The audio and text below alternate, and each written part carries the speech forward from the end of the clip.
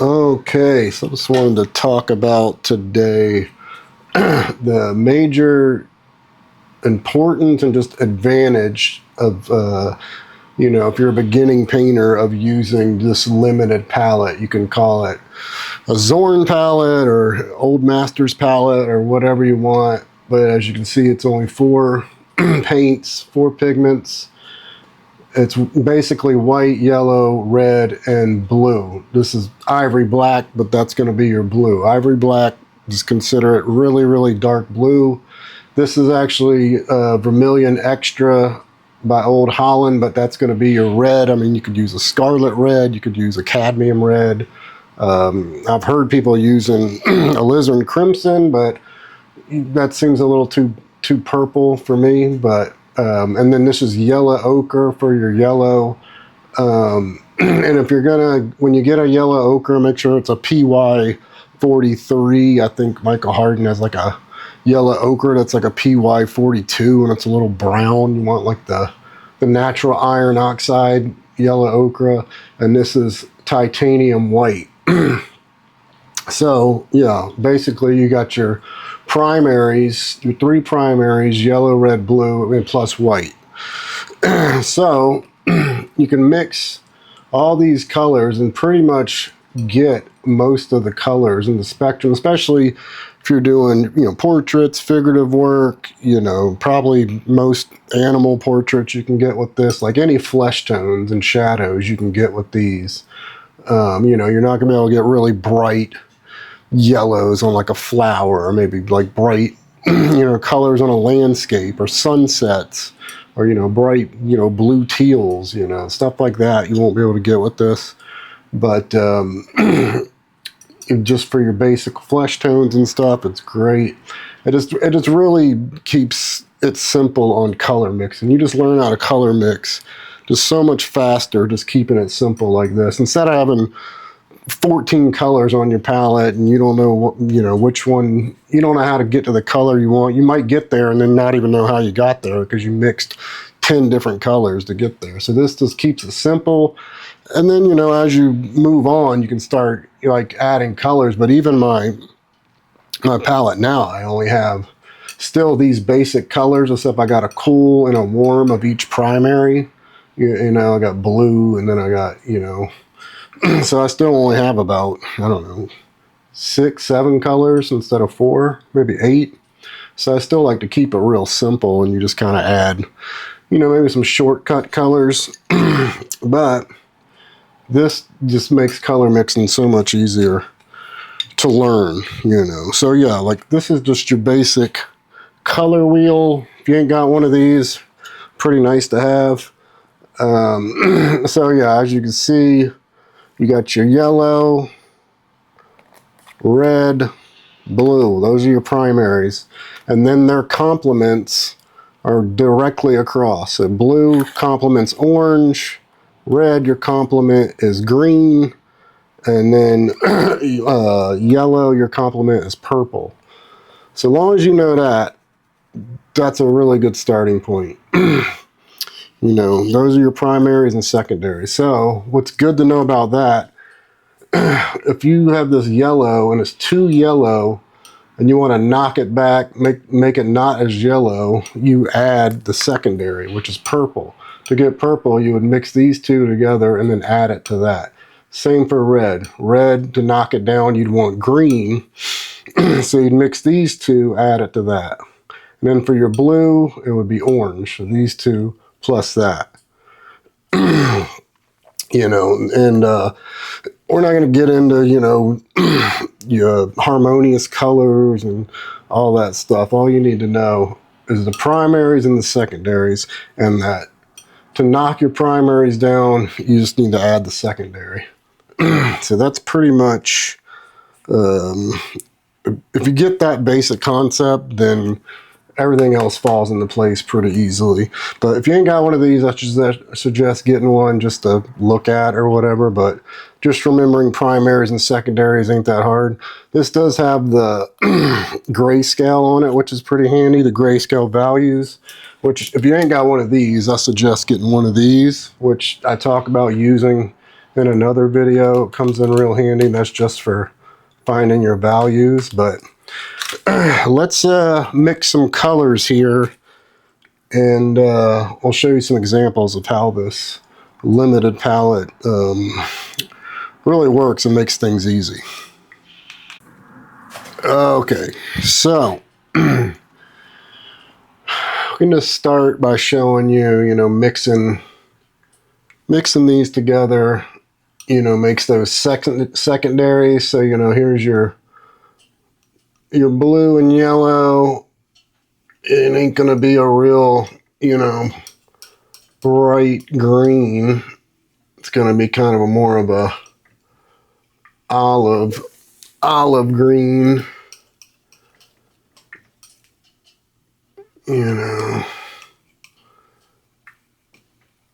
So there's a nice kind of dirty olive green, which actually is found in flesh tones quite often, even though it's kind of dirty looking.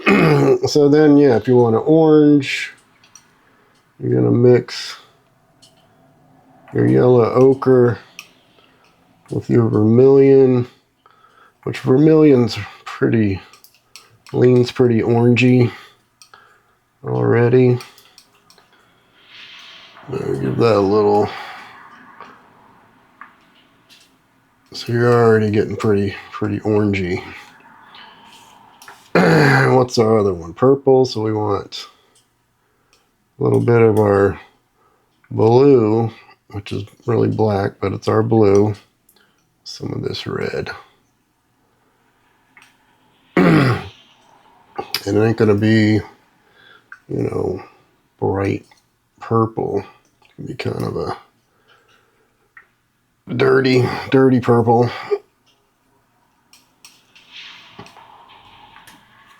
Dirty maroonish kind of purple. But you can see, it looks just kind of like a dirty maroon right there. If you can see, if you can just mix a little white with it, it kind of brings the purple out of it. You see how that turned way more purple when you mix some of that white in there? Makes it kind of a dirty kind of mauve purple, which is real nice for knocking down bright colors. All right, let's leave that over there. Okay, so let's say you want to mix, basic Caucasian flesh tone, which is usually going to be what? Orange and some white. Probably just put too much white. You gotta be careful with that titanium white. It's strong. But, that's, no one's skin really looks bright peach like this. You might, in the right, high lit part of the skin somewhere on your body, it might be that bright chroma peach, but most of the time, no. So what are we going to want to do? We want to knock that back, so we're going to add a little bit of blue. That's dirtying it up. Making it a little more natural looking already. So it's starting to get a little too blue. So what do we want to do if we went too far, we made it too blue? We want to add our secondary, which is orange. That'll bring it right back. And looks pretty grayish, like, grayish orangey, but that's actually what flesh tones really look like. They don't look like that bright orange most of the time. Maybe some parts, but if you want a nice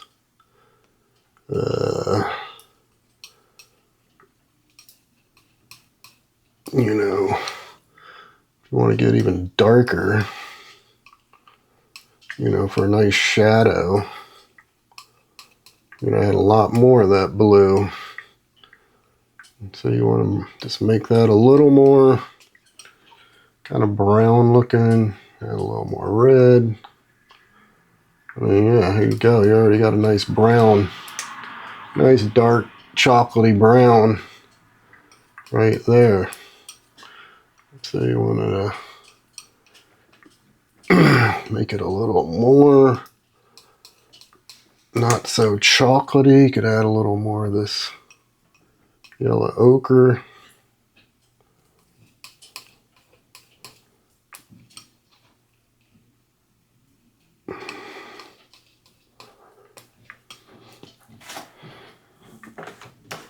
And let's see if you wanted, you know, like a, you know, a cheek.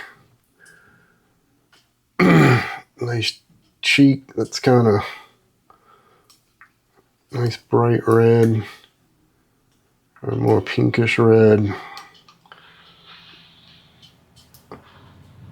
But you don't want it so pink.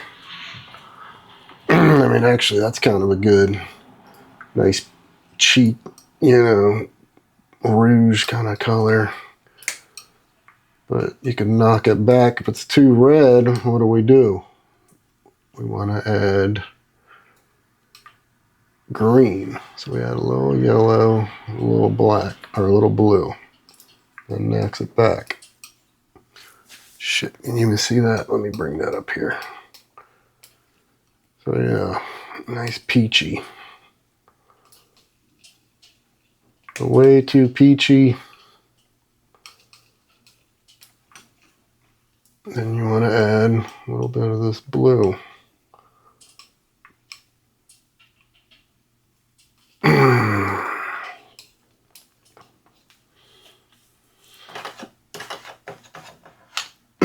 Yeah, and sometimes on a face, you know, around the chin area, or especially if it's a male face and they got a little bit of stubble or something, it'll kind of have a bluish kind of tint to it.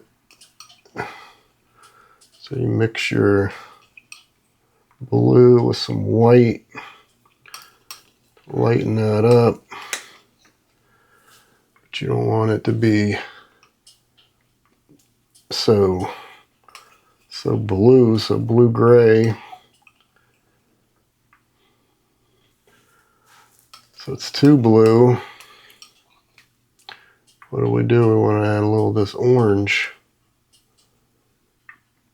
It just gives it a little more life. Like there's some blood underneath that flesh.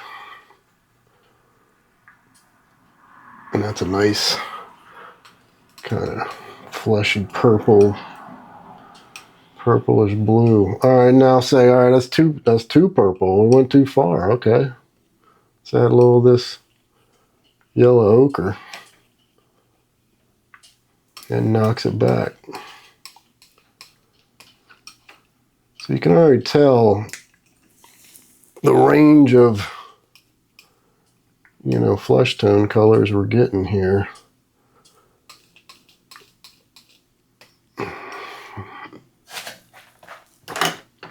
Yeah, and like sometimes, you know, you're gonna have kind of some green kind of shades on the face, maybe in some shadow areas.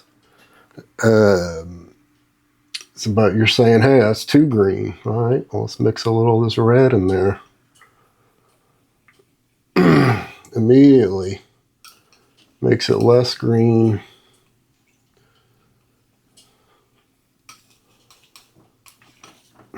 Let's see, get a little more in there. Might have went too far.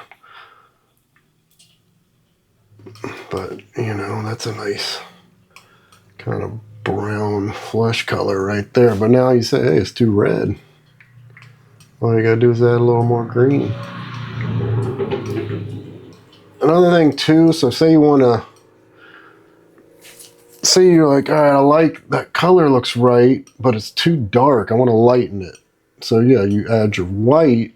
But when you add your white, it's gonna make it a little kind of whenever I add white to lighten something, I still like to add a color with it. So if you just add white and white and white, your painting is gonna start to look a little chalky.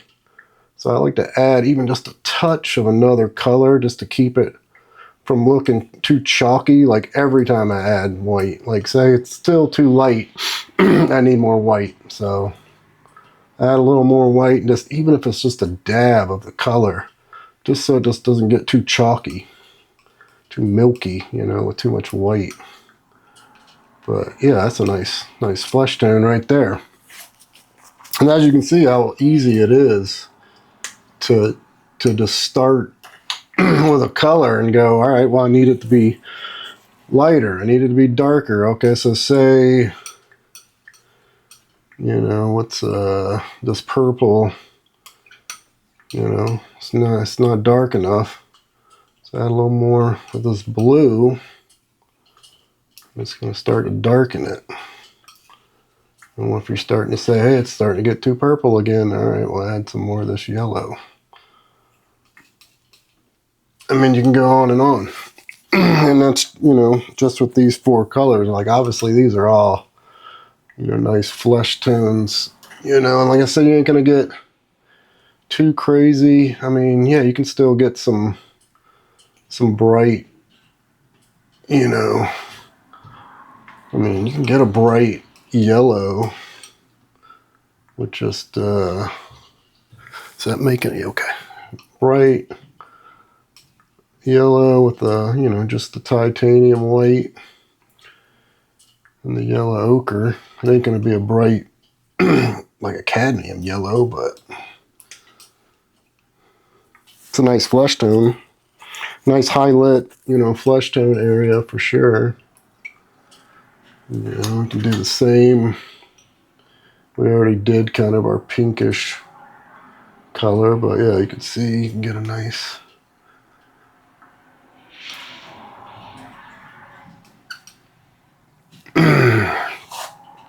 So yeah, I mean, that's basically it. That's what I'm saying, how easy it is to work with this palette. Like, you know, you got nice dark shadows here. You know, if you even wanted it even darker, add a little more black. And definitely with your shadows, you want to be careful to keep that white out of it. If you get any of that white, it starts to milk it up and just gives it way less power. You know, sometimes in your shadows, you're gonna have to have some white to get to the you know, value you need, but make it the last thing you add to a shadow. You know, try to, like if this shadow was like too dark, needed to be lighter, I would first add some ochre, yellow ochre. And if it starts to get too green, see, it's getting lighter, so depending on what value we need, it's getting lighter, but yeah, it's getting greener. But if it starts to get too green, add a little bit of red. And then your value's still there, but it's not as green. So say I still need a little lighter. Keep adding that ochre. And if it starts to get too green, yeah, you just add your red. And then say, okay, it's still just getting not light enough. I can't get there. Then go, all right, just dab in white. But when you do that, put you a little dab of that yellow ochre in there, some red, depending on what color you need. But like I said, whenever I add white, I try to add a little bit of color with it so we don't get too milky, too chalky overall. Yeah, I don't know. I don't know what else to say about it. I mean, that's, as you can see, that's as easy as it gets, mixing colors. Too red, you mix green, you know. It's putting a purple and red makes a nice, you know, dirty reddish purple. I mean, that's a great flesh tone color right there. All those, I could see all those being used on as flesh tones. Absolutely. So yeah, that's basically it. You know, you can see how easy that is. And then just once you try it, you'll really just see, like, it just puts it together so simply. If I wish I would have started with this palette when I started. I started with a pretty limited palette, but I had like burnt umbers and like cadmium yellows, and like I wish I would have started with this one, because once I did start using this one, you know, I could instantly see a color and get to that color very fast, because I knew, you know, if I wanted, yeah, peachy flesh tone, mix these two with a little white. If it's too peachy, then yeah, knock it back with a little bit of this blue. And that's it. It's that easy. You know, it's too red. Put you a little bit of that yellow in there. And boom. So it's really nice, really easy. Like I said, I highly suggest it. Even if you're been painting for a while, but you've been using like a shit ton of colors, and you're always having problems trying to find the right color, try this out for a couple months. I guarantee you'll be mixing colors a lot easier. And then once you get the hang of it, yeah, then you add more colors. And like I said, if you need a super bright yellow, you know, you can add you a little cadmium yellow. Try to get there with these, and if you can't, then you add your yellow. Maybe have a, you know, cobalt blue or whatever, or a phthalo blue if you need a real teal blue. But try to get there with these and then add those other colors. But yeah, that's basically it. You know, if you have any questions, reach out and I'd be happy to answer. But I hope you enjoyed this video, and yeah, get to doing some painting. All right, see you in the community.